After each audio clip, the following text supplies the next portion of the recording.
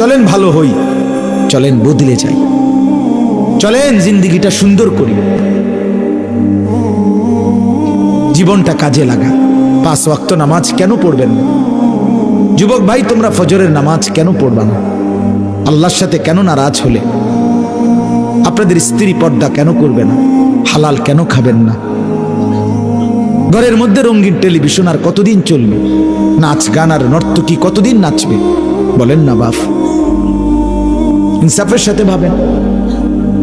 এই জন্য পরিবর্তনের মানসিকতা নিয়ে যদি বুঝ আসে, দিমাগ আসে, আমাদের ভিতরে যদি এই বিবেক জাগে যে আমার বদলানো দরকার, ভালো হওয়া দরকার, আখেরাতকে দামি বানানো দরকার, কবরকে দামি বানানো দরকার, খোদার কসম, তাহলে আমাদের সামনে নিজের আখেরাত, কবর, পরকাল দামি বানানোর লম্বা, সুবর্ণ, সুন্দর, চমৎকার একটি সুযোগ একদম মুখামুখি।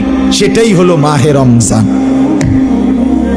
নিজেকে দামি বানানো, নিজের কবর আখেরাতকে কি বানানোর? দামি।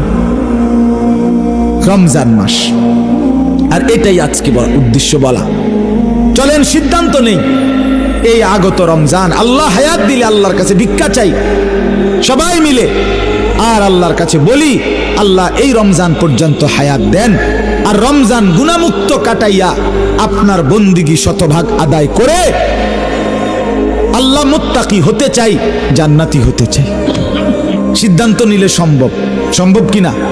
সম্ভব। এজন্য মাহে রমজানকে কদর করেন, আগত রমজানের জন্য প্রস্তুতি নেন, একদম কাছাকাছি। আর যেই চাঁদটা উঠবে এখন যেই চাঁদ উঠবে এটাই রমজান। সুবহানাল্লাহ, ঠিক কিনা বলেন না কেন? এখন যেই চাঁদ উঠবে এটা কি? রমজান। অতএব সবাই মিলে রমজানের প্রস্তুতি নিন, রমজান মাসটা সুন্দরভাবে কাটান। দেখবেন ঈমান একটা পাসপোর্ট, আর তাকওয়া এটা ভিসা। ভিসা লাগলে, তাকওয়া লাগলে জান্নাতি। উইদ্দাত লিল মুত্তাকিন, আল্লাহ কোরআনে বলছে জান্নাত বানানোই হয়েছে মুত্তাকিদের জন্য। এজন্য ঈমান পাসপোর্ট, তাকওয়া হলো ভিসা। তো ঈমানের পাসপোর্ট তো আমার আছে, আমি মুসলমান। তো আল্লাহ তাআলা বলে, তো ঠিক আছে, একটা মাস 30 দিন, 31 লাগবে না, 29-এ চেষ্টা করবো, আর নাই তো 30-এ সই, 31-এ নিতাম না বান্দা, সাফ কথা। 30-এর ভিতরে থাকবে, আর না তো ফাইলে 29-এ, মন চাইলে 29-এ, 29 বা 30 দিনের ভিতরে আমার কথাটা মাইনা চলবা। ঠিক যেমনে যেমনে যেটা করতে বলছি করবা, ছাড়তে বলছি